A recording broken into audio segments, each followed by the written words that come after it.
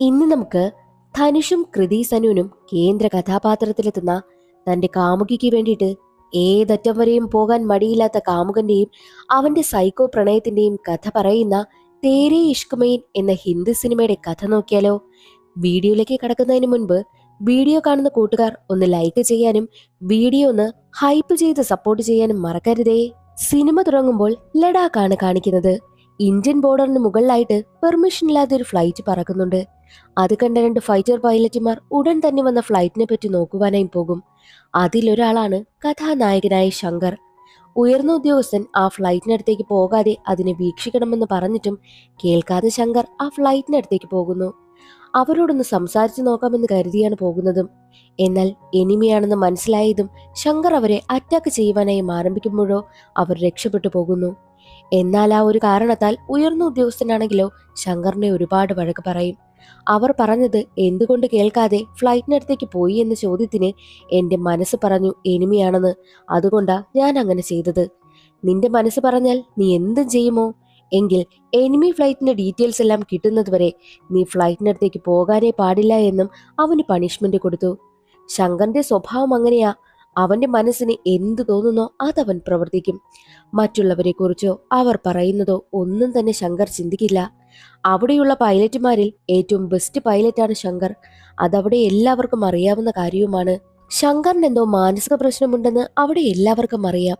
അതുകൊണ്ട് തന്നെ ഉയർന്ന ഉദ്യോഗസ്ഥനാണെങ്കിൽ ശങ്കറിന് കൗൺസിലിങ്ങിന് വേണ്ടിയിട്ട് ഡൽഹിയിലേക്ക് റിപ്പോർട്ട് അയക്കും. റിപ്പോർട്ട് കിട്ടുന്നതോ കൗൺസിലറായ മുക്തിയുടെ കയ്യിലുമാണ്. മുക്തിയാണ് കഥാനായിക. മുക്തിയും ശങ്കറിനെ പോലെ എന്തോ മാനസിക പ്രശ്നത്തിലാണ്. മാത്രവുമല്ല 9 മാസം പ്രഗ്നന്റുമാണ്. കൂടാതെ നന്നായിട്ട് മദ്യപിക്കുന്നുമുണ്ട്. അർജന്റ് കേസായതിനാൽ മുക്തി ഫയൽ ഓപ്പൺ ആക്കുമ്പോഴോ ശങ്കറിന്റെ ഫോട്ടോ കണ്ട് മുക്തി ഷോക്കായി പോകും. മുക്തിയുടെ എക്സ്പ്രഷനൊക്കെ കണ്ടിട്ട് കൗൺസിലിങ്ങിന് പോകില്ല എന്ന് കരുതിയാൽ അടുത്ത ദിവസം തന്നെ മുക്തി ഫ്ലൈറ്റ് കയറി ശങ്കറിന്റെ അടുത്തേക്കും എത്തി. കൗൺസിലർ വന്നതിനാൽ ശങ്കറിനെ വിളിച്ചപ്പോഴോ മുക്തിയെ കണ്ടതും ശങ്കറിന്റെ മുഖത്ത് വല്ലാത്ത ദേഷ്യഭാവമുണ്ടാകും. എനിക്ക് വോമിറ്റിംഗ് ചെയ്യാൻ തോന്നുന്നു എന്ന് പറഞ്ഞ് ശങ്കർ അവിടെ നിന്ന് പോകുന്നു. പക്ഷേ ശങ്കറിനെ കണ്ട് മുക്തി നിറകണ്ണോടെ അവനെ നോക്കി നിൽക്കുകയാണ് ചെയ്തതും. പിന്നീട് 7 വർഷങ്ങൾക്ക് മുൻപുള്ള കഥയാണ് കാണിക്കുന്നത്. മുക്തിയുടെയും ശങ്കറിന്റെയും കോളേജ് കാലഘട്ടം. ശങ്കറിന്റെ ഇത് എപ്പോഴും ദേഷ്യം വരുന്ന ക്യാരക്ടറാ. ചെറിയ കാര്യത്തിനും അവൻ തല്ലും. ഇപ്പോഴും തല്ലുകയാണ്. അതേ കോളേജിൽ PhD ചെയ്യുകയാണ് മുക്തി. ശങ്കറിന്റെ ക്യാരക്ടറിന് ഓപ്പോസിറ്റാണ് മുക്തിയുടെ ക്യാരക്ടർ. ഈ വയലന്റ് ആയ സ്വഭാവമുള്ള ആളിനെ എങ്ങനെ ശാന്തമാക്കി കൊണ്ടുവരാമെന്നാണ് മുക്തി ചിന്തിക്കുന്നതും തീസസ് ചെയ്യുന്നതും. അതിനുവേണ്ടിയിട്ടുള്ള സെമിനാർ എടുക്കുന്ന ഹാളിലേക്ക് തന്നെ ശങ്കർ ഒരാളെ തല്ലുവാനായി എത്തുന്നു. അത് കണ്ട മുക്തി ശങ്കറിന്റെ അടുത്ത് എത്തുകയും ശങ്കറിനെ തല്ലുവാനായി പോവുകയും ചെയ്യുന്നു. മുക്തിയുടെ കയ്യിൽ പിടിച്ച ശങ്കർ ആണെങ്കിൽ മുക്തിയെ കണ്ടതും അവളോട് പ്രണയം തോന്നും. അപ്പോഴേക്കും പോലീസും വന്നിരുന്നു. ഇത്രയും നല്ല സുന്ദരിയായ പെൺകുട്ടിയുടെ കയ്യിൽ നിന്നും അടി വാങ്ങാതെ എങ്ങനെ പോകാനാ എന്ന് പറഞ്ഞുകൊണ്ട് മുക്തിയുടെ കൈ പിടിച്ച് തന്റെ കവിളിലടിച്ചിട്ടാണ് ശങ്കർ അവിടെ നിന്ന് പോകുന്നതും. അതെല്ലാം കാണുന്ന മുക്തിക്ക് ചിരി വരുന്നുണ്ട്. എന്നാൽ അതെല്ലാം കണ്ടുകൊണ്ടു നിന്ന പ്രൊഫസർ ഒരിക്കലും ഈ സ്വഭാവമുള്ള ആളിനെ മാറ്റിയെടുക്കാനേ പറ്റില്ല എന്ന് പറയും. പറ്റുമെന്ന് തന്നെ മുക്തി പറയുന്നു. അങ്ങനെയാണെങ്കിൽ ഇതുപോലൊരാളിനെ നീ മാറ്റി കാണിക്കേ, നിന്റെ തീസിസ് ഞാൻ അപ്രൂവ് ചെയ്യുമെന്നും പ്രൊഫസർ പറയുന്നു. അതോടെ മുക്തി ശങ്കറിനെ വെച്ച് തന്നെ തെളിയിക്കണമെന്നും തീരുമാനിക്കും. ശങ്കറിനെ ഒരു പരീക്ഷണ വസ്തുവായി മാത്രമാണ് മുക്തി കാണുന്നതും. സ്റ്റേഷനിൽ നിന്നും ശങ്കറിനെ പുറത്തിറക്കിയ മുക്തി, ഞാൻ നിന്നെ വെച്ച് എക്സ്പെരിമെന്റ് ചെയ്ത് എന്റെ തീസിസ് പ്രൂവ് ചെയ്യാൻ ആഗ്രഹിക്കുന്നു, നീ സഹകരിക്കണമെന്നും പറയും. ഞാൻ എന്തിന് നീ പറയുന്നത് കേൾക്കണം? അതിന് നീ എന്റെ ഭാര്യയോ ലവറോ അമ്മയോ വല്ലതുമാണോ എന്നായിരുന്നു ശങ്കറിന്റെ മറുപടി. മുക്തി അതിന് മറുപടിയൊന്നും കൊടുക്കാതെ അവിടെ നിന്ന് പോകും. അങ്ങനെ വാലന്റൈൻസ് ഡേ ദിവസം എത്തി. ശങ്കറും കൂട്ടുകാരും കാണുന്ന ലവേഴ്സിനെയൊക്കെ പടക്കം എറിഞ്ഞ് ഓടിക്കുകയാണ്. നീ എന്തിനാ ഇങ്ങനെയൊക്കെ ചെയ്യുന്നതെന്ന് മുക്തി അവനോട് ദേഷ്യപ്പെടുന്നു. ഈ വാലന്റൈൻസ് ഡേ ദിവസം എന്റെ തോളിൽ ചാഞ്ഞ് നിനക്ക് ഞാനുണ്ടെന്ന് പറയാൻ എനിക്കൊരു പെണ്ണില്ല. അങ്ങനെയുള്ളപ്പോ ഇവിടെ മറ്റൊരു ലവേഴ്സും വാലന്റൈൻസ് ഡേ ആഘോഷിക്കണ്ട എന്നായിരുന്നു ശങ്കറിന്റെ മറുപടി.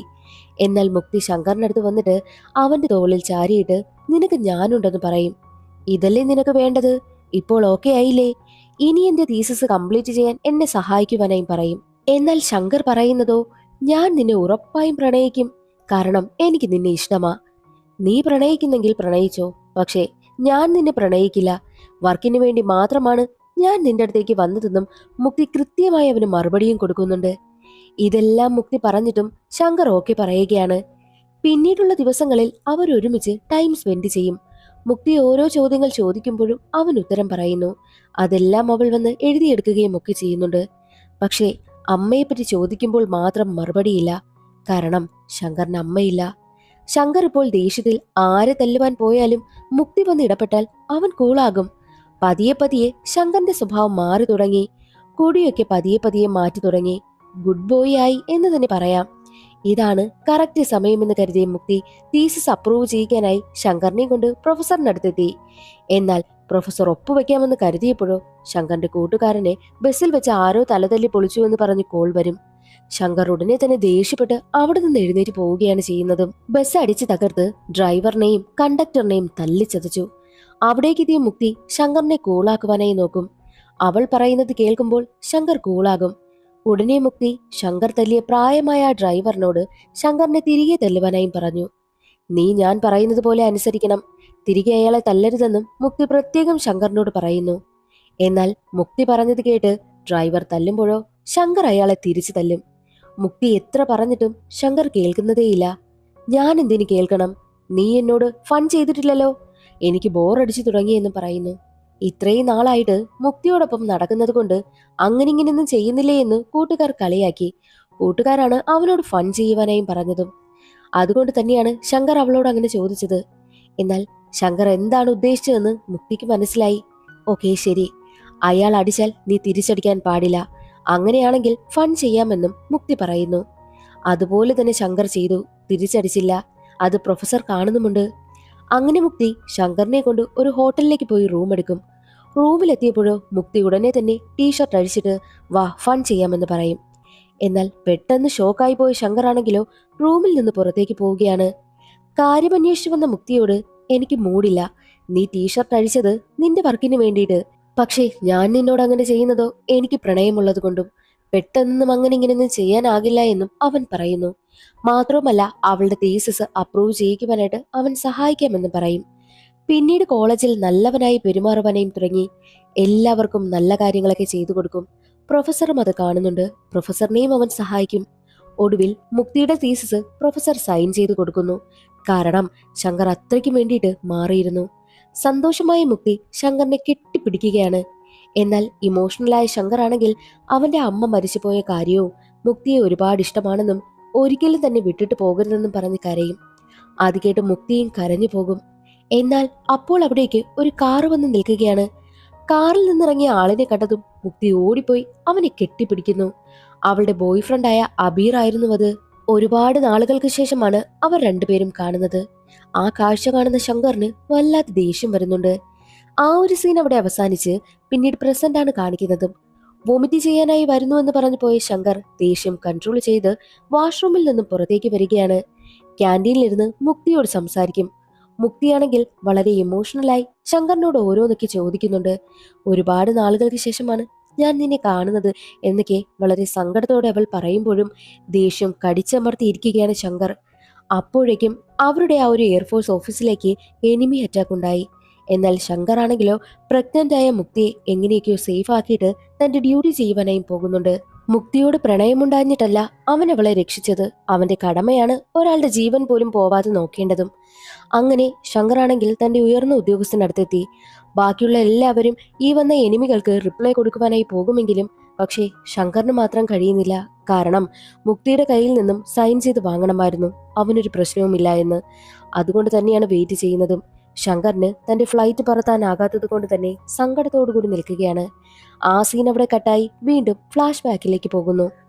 സത്യത്തിൽ അന്ന് മുക്തിയെ കാണാനായിട്ട് വന്ന അബീർ ഉണ്ടല്ലോ, അത് യഥാർത്ഥത്തിൽ അവളുടെ ലവറൊന്നുമല്ല, ഫാമിലി ഫ്രണ്ടാണ്. അതുകൊണ്ട് തന്നെ മുക്തിയും അബീറും ബെസ്റ്റ് ഫ്രണ്ട്സ് മാത്രമാണ്. അങ്ങനെ രണ്ടുപേരും പബ്ബിലിരിക്കുന്ന സമയം അവിടേക്ക് ഒരു കുപ്പി പെട്രോളുമായിട്ട് ശങ്കർ വരുന്നുണ്ട്. ശങ്കർ ഉടനെ തന്നെ അബീറിന്റെ ദേഹത്തും ശങ്കറിന്റെ ദേഹത്തും പെട്രോൾ ഒഴിക്കും. മുക്തിയുടെ കയ്യിൽ ലൈറ്റർ കൊടുത്തിട്ട് ഇതിൽ ആരെയാണോ നീ സ്നേഹിക്കുന്നത് അവനെ മാറ്റി നിർത്തിയിട്ട് മറ്റൊരാളെ കൊളുത്തി വിടുവാനായും പറയുന്നു. പക്ഷേ അത് കണ്ട് പേടിച്ച മുക്തിയാണെങ്കിൽ ശങ്കറിന്റെ കാലിൽ വീണ് കെഞ്ചി എങ്ങനെയൊക്കെയാണ് അവനെ സമാധാനിപ്പിച്ച് അവിടെ നിന്ന് പറഞ്ഞു വിടുന്നതും. മുക്തിയുടെ സ്റ്റാറ്റസ് വേറെ, ശങ്കറിന്റെ സ്റ്റാറ്റസ് വേറെയാണ്. ശങ്കർ ആണെങ്കിൽ ഒരു പാവപ്പെട്ട ഫാമിലിയിലുള്ളതും, പക്ഷേ മുക്തിയാണെങ്കിലോ അങ്ങനെയല്ല. അതുകൊണ്ട് തന്നെ രണ്ടുപേരുടെയും ജീവിത സാഹചര്യം രണ്ടാണെന്ന് പറഞ്ഞ് മനസ്സിലാക്കി കൊടുക്കണമെന്ന് കരുതി മുക്തി ഉടനെ തന്നെ ശങ്കറിന്റെ വീട്ടിലേക്ക് വരും. വീട്ടിലെത്തി മുക്തിയാണെങ്കിലോ ഇൻഡയറക്റ്റ് ആയിട്ട് ഓരോ കാര്യങ്ങളൊക്കെ പറഞ്ഞു മനസ്സിലാക്കുവാനായി നോക്കുമെങ്കിലും ശങ്കറിനും അവന്റെ അച്ഛനും അതൊന്നും മനസ്സിലാകുന്നതേയില്ല. എന്നാൽ ശരി, നീ നാളെ വന്ന് എന്റെ അച്ഛനെ ഒന്ന് കാണുന്നും അവൾ പറഞ്ഞിട്ട് പോകുന്നു. പക്ഷേ അവൾ ഉദ്ദേശിച്ചത് അവളെ അച്ഛനെ വന്ന് കണ്ടിട്ട് അവൾ ഏത് ലെവലിലാണ് ജീവിക്കുന്നതെന്ന് ശങ്കറിനെ മനസ്സിലാക്കണം എന്ന് മാത്രമായിരുന്നു. എന്നാൽ ശങ്കറും അച്ഛനും കരുതിയതോ പെണ്ണ് ചോദിക്കുവാനായിട്ടാണ് വീട്ടിലേക്ക് ക്ഷണിച്ചതെന്നാണ്. അതുകൊണ്ട് തന്നെ അച്ഛനും ശങ്കറും കൂട്ടുകാരനും ചേർന്ന് ഡ്രസ്സൊക്കെ എടുക്കുകയാണ് കല്യാണത്തിനും വേണ്ടി. അടുത്ത ദിവസം തന്നെ ശങ്കർ മുക്തിയുടെ വീട്ടിലെത്തി. മുക്തിയുടെ വീടിന് മുന്നിലായിട്ട് ഒരുപാട് ബോഡി ഗാർഡ്സ് ഒക്കെ ഉണ്ടായിരുന്നു. അകത്തേക്ക് കയറി ചെല്ലുകയാണ് ശങ്കർ. അവിടെ ഒരുപാട് പോലീസുകാരും ഒക്കെ നിൽക്കുന്നുണ്ട്. മുക്തിയുടെ അച്ഛനെ കാണും. അച്ഛനാണെങ്കിലോ IAS ഓഫീസറും ജോയിന്റ് സെക്രട്ടറിയും ഒക്കെയാണ്. മുക്തിയുടെ അച്ഛനാണെങ്കിൽ ശങ്കറിനെ കണ്ടതും ഒരുപാട് അപമാനിക്കും വിധമാണ് സംസാരിക്കുന്നതും. കാരണം അച്ഛന്റെ ലെവൽ ഏത്, ശങ്കറിന്റെ ലെവൽ ഏത് എന്നുള്ള രീതിയിലൊക്കെ ഒരുപാട് അപമാനിക്കുന്നു. മുക്തിയുടെ അച്ഛൻ ശങ്കറിനോട് പറയും, ഞാൻ വിവാഹത്തെ പറ്റി ചിന്തിച്ചത് ഞാൻ ഈ ഒരു ലെവലിൽ എത്തിയതിന് ശേഷം മാത്രമാ. എന്നാൽ നീയാണെങ്കിലോ ചോറ് കഴിക്കാനായിട്ട് ഒരു വകയില്ലാതെ നടക്കുന്ന നീയാണ് കല്യാണം കഴിക്കാൻ നടക്കുന്നത്. ഓ, നിനക്ക് എന്റെ മകളെ കല്യാണം കഴിച്ച് നിനക്ക് എന്റെ ലെവലിൽ നിൽക്കാൻ നിന്നെ കൊണ്ട് കഴിയുമോ എന്നുള്ള രീതിയിലൊക്കെ മുക്തിയുടെ അച്ഛൻ അപമാനിക്കും. അത് കേട്ട് ശങ്കർ മറുപടി പറയുന്നതോ, നിങ്ങൾ ഈ ലെവലിൽ എത്തുവാൻ വേണ്ടിയിട്ട് എന്താണ് യഥാർത്ഥത്തിൽ ചെയ്തതെന്ന് ചോദിക്കും. അത് കേട്ട് ചിരിച്ചുകൊണ്ട് മുക്തിയുടെ അച്ഛൻ പറയുന്നുണ്ട്, നീ UPSC എന്ന് കേട്ടിട്ടുണ്ടോ? UPSC എക്സാം എഴുതി. അതിൽ പ്രിലിംസ് ഉണ്ട്, മെയിൻസ് ഉണ്ട്. ഇത് രണ്ടും പാസ്സായി കഴിഞ്ഞ് ഒരു ഇന്റർവ്യൂ കൂടിയുണ്ട്. അതെല്ലാം കഴിഞ്ഞിട്ടാ ഞാൻ ഈ ലെവലിൽ എത്തി നിൽക്കുന്നതെന്നും പറയും. ഓ, അപ്പോൾ ഇതെല്ലാം പാസ്സായി കഴിഞ്ഞാൽ ഞാൻ നിങ്ങളുടെ ലെവലിലാകുമോ എന്നവൻ ചോദിക്കുമ്പോൾ, ആദ്യം നീ പോയി പ്രിലിംസ് എങ്കിലും പാസ്സായിട്ട് വാ എന്ന് പറഞ്ഞ് മുക്തിയുടെ അച്ഛൻ അവനെ കളിയാക്കും. അതിനു മറുപടിയായിട്ട് ശങ്കർ പറയുന്നത്, ഒരു ദിവസം ഞാൻ നിങ്ങളുടെ മകളെ വിളിക്കും. അന്ന് ഞാൻ നിങ്ങൾ പറഞ്ഞ പ്രിലിംസ് പാസ്സായിട്ടുണ്ടാകും. അതുവരെ ഞാൻ നിങ്ങളുടെ മകളെ വിളിക്കതേയില്ല എന്ന് പറഞ്ഞിട്ട് അവൻ അവിടെ നിന്ന് പോകുന്നു. അവന് പിന്നാലെ മുക്തി വരികയാണ്. നീ എന്തിനാ ഇതൊക്കെ ചെയ്യുന്നത്? നീ എനിക്ക് വേണ്ടി എന്തിനാ ഇങ്ങനെയൊക്കെ ചെയ്യുന്നതെന്ന് ചോദിക്കുമ്പോൾ, ഞാൻ യഥാർത്ഥത്തിൽ നിന്നെ പ്രണയിക്കുന്നുണ്ട്. മൃഗമായിട്ട് നടന്ന എന്നെ മനുഷ്യനാക്കി മാറ്റിയത് നീയാ. ആ നിനക്ക് വേണ്ടിയിട്ട് ഞാൻ എന്ത് വേണമെങ്കിലും ചെയ്യുമെന്ന് അവൻ പറയുന്നുണ്ട്. നിന്നെ ഞാൻ ഇനി ഒരിക്കലും ശല്യം ചെയ്യില്ല. പക്ഷേ നിന്റെ ഫോണിലേക്ക് എന്റെ കോള് വരും. എന്റെ പേര് കാണുമ്പോൾ നീ കോൾ എടുക്കണം. അന്ന് ഞാൻ ഈ പ്രിലിംസ് പാസ്സായിട്ടുണ്ട് എന്നാണ് അതിനർത്ഥം. ഇല്ല എന്നുണ്ടെങ്കിൽ ഞാൻ നിന്നെ വിളിക്കില്ല എന്ന് പറഞ്ഞ് അവന്റെ അമ്മയുടെ 2 വളയും അവളുടെ കയ്യിൽ ഏൽപ്പിക്കുന്നു. ഇത് നീ സൂക്ഷിച്ചു വെക്കണം. എന്റെ അച്ഛൻ നിനക്ക് വേണ്ടി തന്നതാണെന്നും പറഞ്ഞിട്ടാണ് അവൻ അവിടെ നിന്ന് പോകുന്നത്. അവിടെ നിന്ന് നേരെ അച്ഛനടുത്തേക്ക് എത്തിയ ശങ്കർ ആണെങ്കിൽ UPSC എക്സാം എന്താണെന്ന് അച്ഛനോട് ചോദിച്ച് മനസ്സിലാക്കും. നിന്നെ കൊണ്ട് ഒരിക്കലും കഴിയില്ല എന്ന് അച്ഛൻ പറയുമ്പോഴും ഞാൻ ഈ ഒരു എക്സാം എഴുതിയെടുത്തിരിക്കുമെന്നും ശങ്കറും പറയുന്നു. അന്നു മുതൽ ശങ്കർ ആണെങ്കിൽ രാപ്പകലില്ലാതെ UPSC എക്സാമിന് വേണ്ടിയിട്ട് പഠിക്കുവാനായി ആരംഭിച്ചു. ആദ്യത്തെ എക്സാം എഴുതി. പക്ഷേ അതിൽ ഫെയിലായി. എന്നാൽ ഇതിനിടയിൽ വെച്ച് മുക്തിയാണെങ്കിലോ ഹയർ സ്റ്റഡീസിന് വേണ്ടിയിട്ട് US പോയിരുന്നു. അങ്ങനെ ശങ്കർ ആണെങ്കിൽ രണ്ടാമതും അറ്റൻഡ് ചെയ്യുകയാണ്. അതിലും അവൻ ഫെയിലായി പോകുന്നു. പിന്നീട് എങ്ങനെയൊക്കെയോ കഷ്ടപ്പെട്ട് പഠിച്ചിട്ട് കോച്ചിങ് ക്ലാസ്സിനൊക്കെ പോയിട്ട് മൂന്നാമതും എക്സാം അറ്റൻഡ് ചെയ്യും. പക്ഷേ ആ മൂന്നാമത്തെ എക്സാമിൽ അവൻ പാസ്സാവുകയാണ്. ഉടനെ തന്നെ അച്ഛനടുത്ത് വന്ന് ആ ഒരു സന്തോഷ വാർത്ത അറിയിക്കും. പ്രിലിംസ് പാസ്സായെന്ന് പറഞ്ഞപ്പോഴേക്കും അച്ഛൻ അവനെ ഓഫീസറായി തന്നെ കണ്ടു. 3 വർഷത്തെ കഷ്ടപ്പാടിന് ശങ്കറിനിപ്പോൾ ഫലം കിട്ടിയിരിക്കുകയാണ്. എന്നാൽ ഈ 3 വർഷത്തിനിടയിൽ വെച്ച് മുക്തി US ഹയർ സ്റ്റഡീസിന് വേണ്ടിയിട്ട് പോയിട്ട് അവിടെ വെച്ച് ഒരു പയ്യനുമായിട്ട് പ്രണയത്തിലായി. അവനെ ഇപ്പോൾ നാട്ടിൽ എല്ലാവർക്കും പരിചയപ്പെടുത്തി കൊടുക്കുവാൻ വേണ്ടിയിട്ട് ഒരു ഫംഗ്ഷൻ നടത്തുകയാണ്. ആ ഫംഗ്ഷനിൽ സന്തോഷത്തോടുകൂടി നിൽക്കുകയാണ് മുക്തി. മുക്തി തന്റെ കാമുകനെയും ആ ഒരു ഫംഗ്ഷനിലേക്ക് കൊണ്ടുവന്നിട്ടുണ്ട്. മുക്തി സൈക്കോളജിയിൽ എക്സ്പെർട്ട് ആയതുകൊണ്ട് തന്നെ ഇന്ത്യൻ ഡിഫൻസില് മെഡിക്കൽ കൗൺസിലറായിട്ടും മുക്തിക്ക് ജോലി കിട്ടി. ആ ഒരു സന്തോഷവും അവൾ എല്ലാവരോടും പറയുന്നുണ്ട്. അതേസമയമായിരുന്നു ശങ്കറിന്റെ കോൾ അവൾക്ക് വരുന്നതും. അപ്പോഴാണ് അങ്ങനെ ഒരാൾ ജീവിച്ചിരിക്കുന്നുണ്ടെന്ന് തന്നെ മുക്തിക്ക് മനസ്സിലായതും. എന്നാൽ ശങ്കർ കോൾ ചെയ്യുന്നത് ആ ഒരു ഫംഗ്ഷനിൽ നിന്നുകൊണ്ടാണ്. അതുകൊണ്ട് തന്നെ മുക്തിക്കൊപ്പം അവളുടെ കാമുകൻ നിൽക്കുന്നതും ശങ്കർ കാണുന്നുണ്ടായിരുന്നു. ശങ്കറിനെ ആ ഫംഗ്ഷനിൽ വെച്ച് മുക്തി കാണുകയും ചെയ്യുന്നുണ്ട്. ശങ്കർ ഉടനെ തന്നെ അവിടെ നിന്ന് തിരിച്ചു പോകും. അപ്പോഴാണ് മുൻപ് ശങ്കർ പറഞ്ഞൊരു കാര്യം മുക്തിക്ക് ഓർമ്മ വരുന്നത്. അവൻ പ്രിലിംസിൽ പാസ്സായി കഴിഞ്ഞാൽ മാത്രമേ അവളെ കോൾ ചെയ്യൂ. തന്റെ പേര് മൊബൈലിൽ കാണുകയാണെങ്കിൽ താൻ സിവിൽ സർവീസ് എക്സാമിന്റെ പ്രിലിംസ് പാസ്സായി എന്ന് നീ കരുതിക്കൊള്ളണമെന്നും അവൻ പറഞ്ഞിരുന്നത് ഓർമ്മ വന്നു. മുക്തി ഉടനെ തന്നെ UPSC എക്സാമിന്റെ പ്രിലിംസിന്റെ റിസൾട്ട് നോക്കുമ്പോൾ ശങ്കറിന്റെ പേര് അതിലുണ്ടായിരുന്നു. അത് കാണുന്ന മുക്തിക്ക് ഒരുപാട് സന്തോഷമാകും. എന്നാൽ മുക്തിയോട് ഒരുപാട് ദേഷ്യമുണ്ടായിരുന്ന ശങ്കർ കുപ്പികളിൽ നിറയെ പെട്രോളും ഒഴിച്ച് മുക്തിയുടെ വീട്ടിലേക്ക് എത്തി. അവിടെ പാർട്ടി നടക്കുകയാണല്ലോ. അതുകൊണ്ട് തന്നെ അവിടെ എല്ലായിടത്തും ഈ കുപ്പി എറിഞ്ഞ് പൊട്ടിക്കുകയും അവിടെ മാകെ തീപിടിക്കുകയും ചെയ്തു. പുറത്ത് നല്ല പ്രശ്നങ്ങൾ നടക്കുകയാണെന്നും അതിന് കാരണം ശങ്കറാണെന്നും മനസ്സിലാക്കിയ മുക്തി ഉടനെ തന്നെ ശങ്കറിന്റെ അടുത്തേക്കും എത്തി. ഇങ്ങനെയൊന്നും കാണിക്കരുത്, നീ എക്സാം പാസ്സായി നിൽക്കുകയാ, നിനക്ക് ഈ പോലീസ് കേസ് വല്ലതുമായി കഴിഞ്ഞാൽ നിനക്ക് ഒരിക്കലും ജോലി കിട്ടില്ല എന്നും അവൾ പറയുന്നുണ്ട്. എന്നാൽ അവൻ ആവശ്യം ജോലിയൊന്നുമല്ലായിരുന്നു. ഞാനത് സ്വപ്നം കണ്ടിട്ടേ ഇല്ലടി എന്ന് പറഞ്ഞ് അവളോട് ദേഷ്യത്തിലാണ് അവൻ സംസാരിക്കുന്നത്. അവിടേക്ക് മുക്തിയുടെ കാമുകൻ വരുമെങ്കിലും ഞാൻ പറഞ്ഞാൽ ഇവൻ കേൾക്കും, എനിക്കിവനെ കൂളാക്കാൻ കഴിയുമെന്നും അവൾ പറയുന്നു. അതും കൂടി കേട്ടതോടുകൂടി ശങ്കറിന്റെ ദേഷ്യം ഒരുപാട് കൂടുകയാണ്. എന്നാൽ മുക്തി ഉടനെ തന്നെ അവനെയും വിളിച്ചുകൊണ്ട് ടെറസിലേക്ക് പോകും. പക്ഷേ ആദ്യമൊക്കെ ശങ്കർ അവളോട് ദേഷ്യത്തിൽ സംസാരിക്കുമെങ്കിലും പിന്നീട് അവൻ കൂളാവുകയാണ്. എനിക്ക് നീയില്ലാതെ ജീവിക്കാൻ പറ്റില്ല മുക്തി, എന്റെ ദേഹമാകെ ചുട്ടുപൊള്ളുന്നത് പോലെ തോന്നുന്നു. ഒന്നുകിൽ നീ എന്നെ കൊന്നുകളാ, ഇല്ല എന്നുണ്ടെങ്കിൽ നമുക്ക് രണ്ടുപേർക്കും ഇവിടെ നിന്ന് താഴേക്ക് ചാടി മരിക്കാമെന്നും അവൻ പറയുന്നു. എന്നാൽ ഇതിന് രണ്ടിനും എനിക്ക് കഴിയില്ല. ഒരു കാര്യം ചെയ്, നീ എന്നെ കൊന്നുകള എന്ന് പറഞ്ഞ് മുക്തിയാണെങ്കിലോ അവന്റെ കയ്യിൽ തോക്ക് കൊടുക്കും. പക്ഷേ മുക്തിയെ കൊല്ലുവാനായിട്ട് ശങ്കറിനും കഴിയുന്നുണ്ടായിരുന്നില്ല. അവൻ എത്ര ഇമോഷണലായി സംസാരിച്ചാലും ഒരിക്കലും മുക്തിക്ക് അവനോട് പ്രണയം തോന്നില്ല. അവന് വെറും ഫ്രണ്ടായിട്ട് മാത്രമാണ് മുക്തി കണ്ടതും. ആ ഒരു കാര്യം അവൾ അവനോട് പറയുന്നുമുണ്ട്. വേറെ ഒന്നും പറയാൻ കഴിയാതെ ശങ്കർ ആണെങ്കിലോ അവിടെ നിന്നും എഴുന്നേറ്റ് പോകും. അപ്പോഴേക്കും മുക്തിയുടെ അച്ഛൻ ഏർപ്പാടാക്കിയ പോലീസുകാർ അവിടെ വന്നിരുന്നു. അവളുടെ മുന്നിലിട്ട് തന്നെ തല്ലി ചതച്ച് അവനെ സ്റ്റേഷനിലേക്കും കൂട്ടിക്കൊണ്ടു പോകും.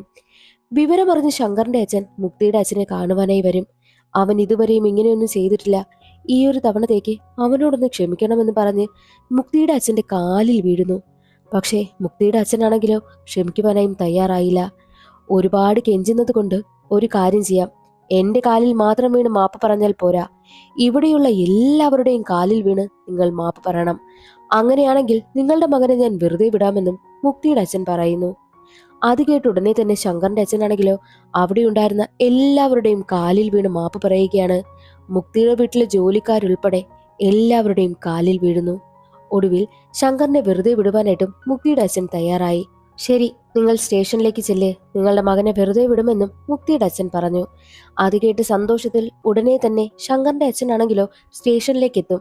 ശങ്കറിനെ അടിച്ച് ഒരു പരുവമാക്കിയിരുന്നു. അവന് നടക്കാൻ പോലും കഴിയുന്നുണ്ടായിരുന്നില്ല. അതുകൊണ്ട് തന്നെ സ്കൂട്ടറിൽ അവനെ കയറ്റിയിരുത്തിയിട്ട് ശങ്കറിന്റെ അച്ഛനാണെങ്കിലോ അച്ഛന്റെ വയറ്റിലും അവന്റെ വയറ്റിലും തുണി വെച്ച് കെട്ടുകയാണ്. സ്കൂട്ടർ ഓടിച്ചു പോകുന്ന സമയത്തെല്ലാം ശങ്കറിനോട് കുട്ടിക്കാലത്തെ കുറേ കാര്യങ്ങൾ സംസാരിക്കും. അവൻ ഫ്ലൈറ്റിൽ പോകാൻ ആഗ്രഹിച്ചുവെന്നും അതിനച്ഛന് കഴിയാത്തത് കൊണ്ട് തന്നെ സൈക്കിളിലിരുത്തി സ്പീഡിന് സൈക്കിൾ ചവിട്ടുമായിരുന്നു എന്നൊക്കെ പറയുന്നുണ്ട്. കരഞ്ഞുകൊണ്ടാണ് അച്ഛൻ അത് പറയുന്നതും. കുട്ടിക്കാലത്ത് അങ്ങനെ പോയത് കൊണ്ട് തന്നെ ഇപ്പോൾ അച്ഛൻ സ്കൂട്ടർ ആണെങ്കിൽ സ്പീഡിന് ഓടിക്കും. എന്നാൽ ഒരു ഘട്ടത്തിൽ സ്കൂട്ടർ വഴിയിൽ മറിഞ്ഞു വീഴുകയും അച്ഛന്റെ തല തറയിൽ വന്നിടിച്ച് അച്ഛൻ മരണപ്പെട്ടു പോവുകയും ചെയ്യുന്നു. ശങ്കറിന് ആകെ ഉണ്ടായിരുന്ന ബന്ധം അവന്റെ അച്ഛൻ മാത്രമായിരുന്നു. അച്ഛൻ കൂടി പോയതോടുകൂടി ശങ്കർ ഒരു അനാഥനായി മാറി. ശങ്കർ പൊട്ടിക്കരയുകയാണ്. അങ്ങനെ ശങ്കറും കൂട്ടുകാരനും കൂടി അച്ഛന്റെ ഡെഡ് ബോഡിയുമായിട്ട് നേരെ കാശിയിലേക്ക് പോകും. അവിടെ വെച്ചാണ് ചടങ്ങുകളൊക്കെ നടത്തുന്നതും. അതേസമയം മറ്റൊരു വശത്ത് മുക്തിയുടെ കല്യാണ ചടങ്ങുകളെല്ലാം നടക്കുകയാണ്. ശങ്കർ വന്നത് പോയതിൽ പിന്നെ മുക്തിയുടെ മനസ്സ് മുഴുവൻ ശങ്കറിനെ കുറിച്ചായിരുന്നു ചിന്ത. ശങ്കറിന്റെ അച്ഛന് വേണ്ടിയിട്ട് അവൻ ചടങ്ങുകളൊക്കെ നടത്തുന്ന സമയത്ത് ശങ്കറിന്റെ അടുത്തേക്ക് ഒരു സ്വാമി വരും. അവളുടെ പേര് മുക്തി എന്നല്ലേ എന്നും ശങ്കറിനോട് ചോദിക്കുന്നു. അതേ എന്ന് അവൻ മറുപടി പറയും. എന്നിട്ട് സ്വാമി ഒരു കാര്യം കൂടി പറയുന്നു, ഈ ജന്മത്തിലല്ല അടുത്ത ജന്മത്തിൽ പോലും നിനക്ക് മുക്തിയെ കിട്ടില്ല. ജീവിതത്തിൽ മാത്രമല്ല മരണത്തിൽ പോലും മുക്തിയെ നിനക്ക് കിട്ടാൻ പോകുന്നില്ല. നീ എന്തുമാത്രം ഈ പ്രണയത്തിന് വേണ്ടിയിട്ട് കരഞ്ഞു നീ നടന്നു, ഒരുപാട് അനുഭവിച്ചു. മുക്തി ഒരിക്കൽ നിന്റെ കാലിൽ വീണ് അവളെ നീ സ്വീകരിക്കണമെന്ന് പറഞ്ഞ് അവൾ കരയുമെന്നും സ്വാമി പറഞ്ഞിട്ട് ചടങ്ങുകളെല്ലാം നടത്തിയിട്ട് അവിടെ നിന്ന് പോവുകയാണ് ചെയ്യുന്നതും. അങ്ങനെ മുക്തിയുടെ കല്യാണത്തിന്റെ ഹൽദി ഫംഗ്ഷൻ നടക്കുകയായിരുന്നു. അവിടേക്ക് കാലൊന്നും വയ്യാതെ ഞൊണ്ടി ഞൊണ്ടിയാണ് ശക്തി എത്തുന്നതും. അവന്റെ കയ്യിൽ ഒരു ബോട്ടിൽ ഉണ്ടായിരുന്നു. എല്ലാവരും കരുതിയത് ആസിഡ് ആയിരിക്കുമെന്നാണ്. അവൻ ആ ഒരു ബോട്ടിൽ തുറന്ന് ആ വെള്ളം അവളുടെ ദേഹത്തേക്ക് ഒഴിക്കും. തലയിലൂടെയാണ് ഒഴിക്കുന്നതും. എന്നിട്ട് പറയുന്നുണ്ട്, അച്ഛൻ മരിച്ചതിന്റെ ചടങ്ങുകളൊക്കെ കഴിഞ്ഞു. ഗംഗാജലമാണ് ഞാൻ ഈ കൊണ്ടുവന്നത്. പഴയ പാപങ്ങളെല്ലാം കഴുകിക്കളഞ്ഞിട്ട് പുതിയ ജീവിതത്തിലേക്ക് കടക്കണമെന്ന് പറഞ്ഞിട്ടാണ് ഗംഗാതീർത്ഥം അവളുടെ തലയിൽ ഒഴിക്കുന്നതും.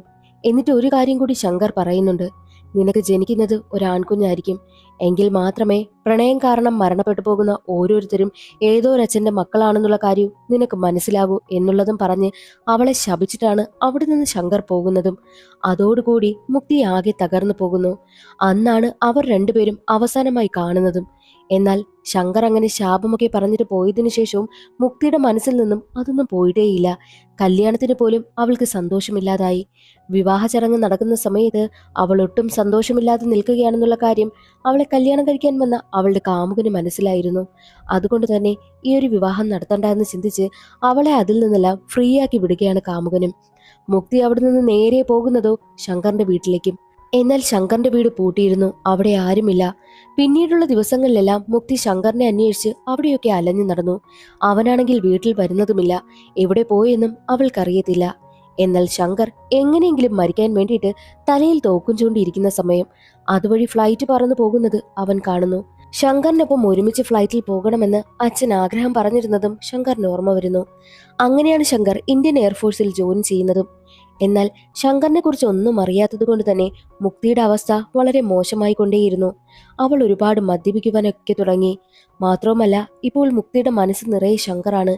ശങ്കറിനെ മാത്രം വിവാഹം കഴിക്കണം എന്നാണ് അവളുടെ ആഗ്രഹവും. അതുകൊണ്ട് തന്നെ ദിവസവും അവൾ മദ്യപിക്കുവാനായി തുടങ്ങി. മദ്യപിച്ച് അവസാനം അവളുടെ ലിവറിന് വരെ ഡാമേജ് സംഭവിച്ചു. എപ്പോഴും മൂക്കിൽ നിന്നും വായിൽ നിന്നുമൊക്കെ ബ്ലഡും വന്നുകൊണ്ടേയിരുന്നു. ഏത് നിമിഷവും എന്തും സംഭവിക്കാം എന്നുള്ളൊരവസ്ഥയായി. തന്റെ മകളുടെ ഈ ഒരു അവസ്ഥ കണ്ട് അവളുടെ അച്ഛന് സഹിക്കാനായില്ല. അച്ഛനും ഏകദേശം തകർന്നൊരവസ്ഥയിലിരിക്കുകയാണ്. ഇങ്ങനെ അവൾ പോയാൽ ശരിയാകില്ല എന്ന് ചിന്തിച്ച അച്ഛനാണെങ്കിൽ അവളെ ഒരുപാട് നിർബന്ധിച്ച് അവളെ ആദ്യം കല്യാണം കഴിക്കാൻ വന്ന അവളുടെ കാമുകനായിട്ടുള്ള ആളിലെ അയാളെ കൊണ്ട് തന്നെ അവളെ വീണ്ടും വിവാഹം കഴിപ്പിച്ചു.